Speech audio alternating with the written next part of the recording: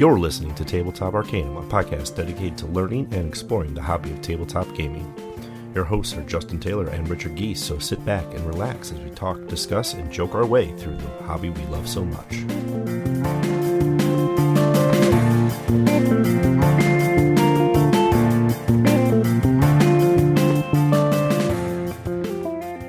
In the world of Galecrest, sky pirates set sail on the winds in search of adventure, treasure, and glory. As an admiral, you will command a vast and varied crew, but so do your rivals, sailing other ships in the pirate fleet. Each day, the fleet lands on a different island where you will send a crew member to collect your share of the loot, hoping they'll return to boost your growing group of characters. Libertalia was originally released in 2012. 10 years later, we're celebrating the foundations of the original design with a revised and expanded edition that includes all new art, 40 characters per player, reputation system to resolve tiebreakers, deluxe loot tokens, a robust solo mode, and much more. Welcome to Tabletop Arcanum, and this is Justin, and today I bring you a review of Libertalia Winds of Galecrest. This is as stated, a redo dust-off of the 2012 Libertalia board game, done by Stonemaier Games this time. It's 1 to 6 players, plays 45 to 60 minutes, and has an MSRP of $55. Now, alongside the release of Libertalia, Stonemaier Games did also release a Libertalia Rolling Realms card pack, as well as a metal doubloon upgrade to replace the cardboard tokens with metal ones. Caveat with this review, I have not actually played the original Libertalia game, so this will be looking at mostly the Stonemaier version holistically and not comparing the two with the updates. Now, there are big ones to call it as the tiebreakers and then expanding the player decks from 30 cards to 40 cards. So there's a little bit more with that. The two players options were cleaned up, as well as adding a solo mode. That being said, let's look at those first impressions. Libertalia Winds of Galecrest has this gorgeous art, crisp, clean. It captures kind of that adventurous feel right out the gate. And then in classic Stonemaier fashion, your component quality is equally top-notch. Rulebooks are nice cardstock that are not going to rip, tear, or bend very easily. The board itself is double-sided with a calm and stormy side with unique art on both sides, and unique loot token features on both sides, so you can have some variety for your game.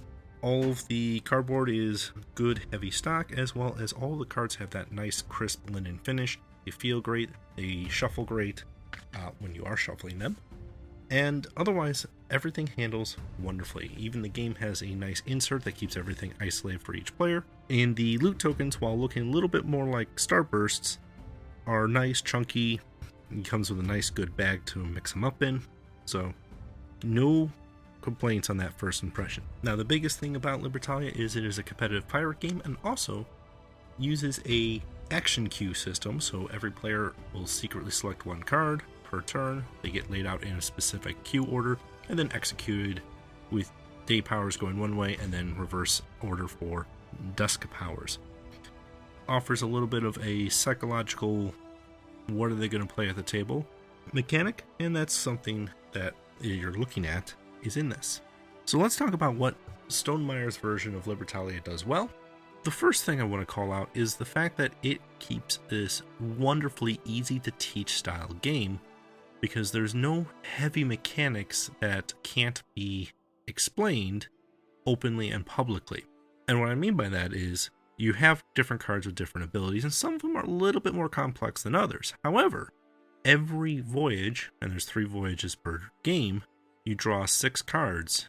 Those 6 cards are the same cards everybody else is drawing. There is no hidden information per se in what cards people have access to.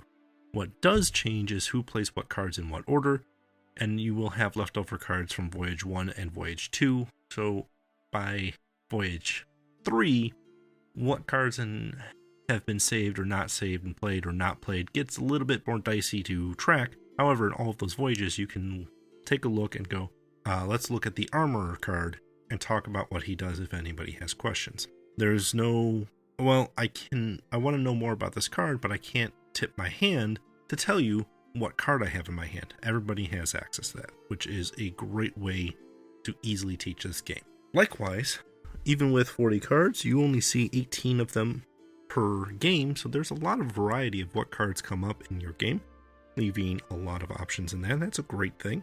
Some I've noticed in our plays have done really good, powerful combos, and others not so much. The benefit, though, is since everybody has the same card access each game, you're working with the same restrictions as everybody else. Likewise, with a 1 to 6 player scaling, the game does work well at most player levels. Ideally, the 3, 4, and maybe 5 seem to be the best levels. At the 5, 6 player count, it gets a little chaotic with all the different abilities triggering. And at the 1 or 2, it's a little bit more limited. I'll take a brief note as a positive. If you do end up with metal doubloons, there's a great tactile feel added to the environment of the game, and that is something I do recommend if you want to spring for that little extra spice in your board game.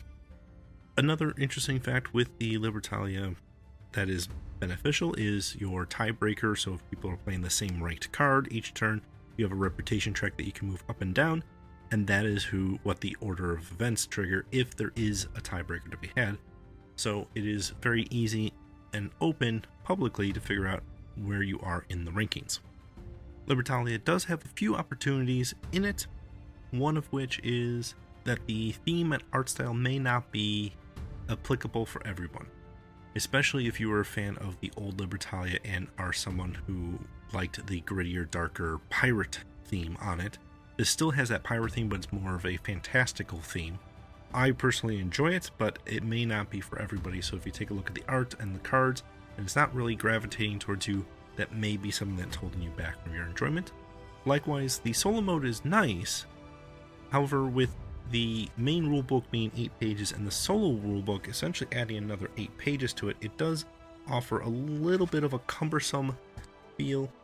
The one good thing is once you kind of have gone through it once or twice, you see how the game's going to play out and react. So running the Automa player is really more of a mechanical playing cards and seeing what abilities come through. It does change some of the abilities and characters a bit to allow for a 1 versus AI sort of scenario, which unfortunately doesn't hit as nicely as the 2-player or plus live player version. One other thing I would like to call as an opportunity, while there is some cards offering player interactions, most of the interactions are really who's doing what on the islands and what powers you have access to. It doesn't seem to be a game of hyper player aggression, but more of small microaggressions against each other. The positive side to that is that there is no game destroying power that I've come across yet in such a way where, unless multiple players team up on one particular player, a player who has been attacked to recover from that 1 round, 1 day action. And likewise, since everybody has the same max of cards, that player usually has the same ammunition to attack back or turn on to a different player. And that's where those microaggressions can come into play. If that is something your group is not comfortable with, I would definitely recommend not looking at Libertalia for that purpose alone. It is not necessarily the most friendship-ruining game I've seen, but depending on how your group plays, it could cause some over-the-table tension. Overall, Libertalia is a fantastically fun game. It's quick, it's light, it's snappy. It hits the theme of pirates getting loot beautifully. It uses the action queue system wonderfully. Keeps it light enough where there is very little barrier of entry other than understanding how some of the cards interact with each other and that language on the cards. But beyond that, the game runs in a very smooth fashion, including that teaching element and the fact that all you're doing is once you've done 1 day, you're going to rinse and repeat that same process over and over and over until you hit end of the voyage, and then you reset the days and do it 2 more times. So keeping the actual gameplay mechanics very consistent throughout the game makes it a very nice, approachable game for a lot of people. I would recommend it for groups looking for that lightly competitive game, but still competitive. I would recommend it for groups who like a minorly aggressive competitive game that still offers everybody a chance to win. This has been Tabletop Arcanum's review of Libertalia Winds of Galecrest. I hope you've gotten some insight on what this game is about and whether it is a game for you or not. Please check out our social medias. That's Facebook, Instagram, Twitter, and YouTube. Like, comment, subscribe. Make sure you get those notifications to know when we have new content available. And if you follow our Instagram, we're doing a game a day, so follow along and see what we're playing each and every day of 2022. As always, thanks for listening, and happy gaming!